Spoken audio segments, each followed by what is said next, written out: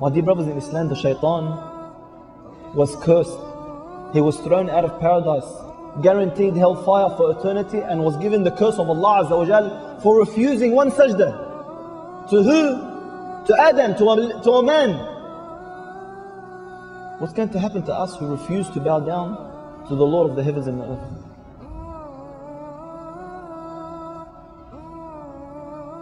The shaitan cries every single time we go into sujood. He cries. That Bani Adam was ordered to make sujood and he made sujood. And I was ordered to make sujood and I refused.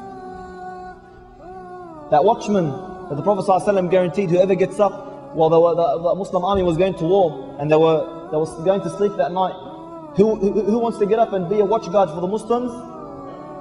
So two men stood up. They go, we'll do it. One would do half the night and the other would do the other half. So this man got up on the cliff and he's watching over the Muslims and he begins to pray. He's standing there watching, so he started praying. He started praying and the enemy came. And as they were approaching, he saw the man on the cliff and he knew this man would alert the Muslims, so they couldn't ambush them. So he grabbed the arrow and he shot him. And the arrow entered one part of his body and exited the other. And this man remained there standing praying. He did not want to leave his prayer.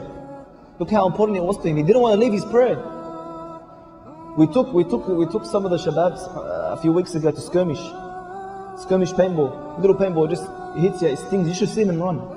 And it's killing and they're rolling on the floor in pain. This man took an arrow in one part of his body and out the other and he didn't move.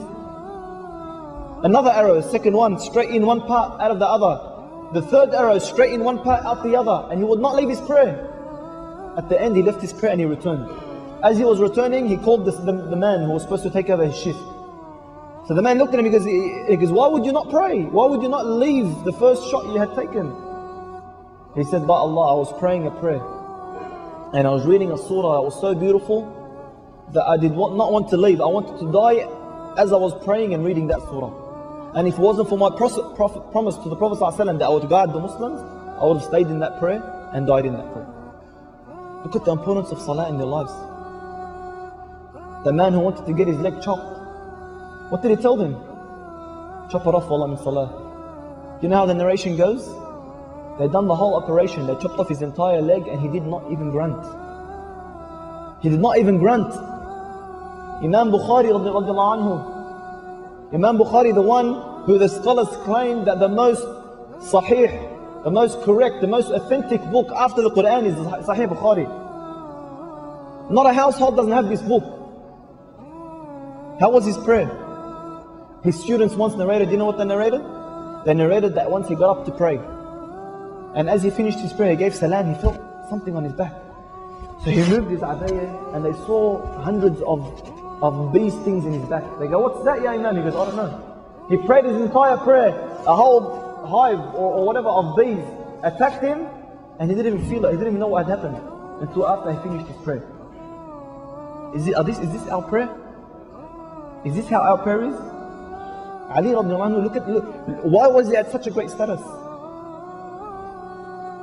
Very simple. One day he was praying and the house around him began to burn. He was in a house fire. And people all gathered around and they saw him, he's still praying. And then they called out to him, Ya Ali, the house is burning, Ya Ali, the house is burning, and he didn't listen.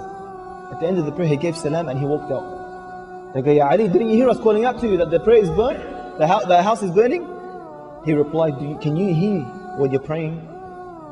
Can you actually hear others or hear things while you're praying? He couldn't understand, how could that be? Is that the true value of salah in our lives? Seriously, do we have that khushu'?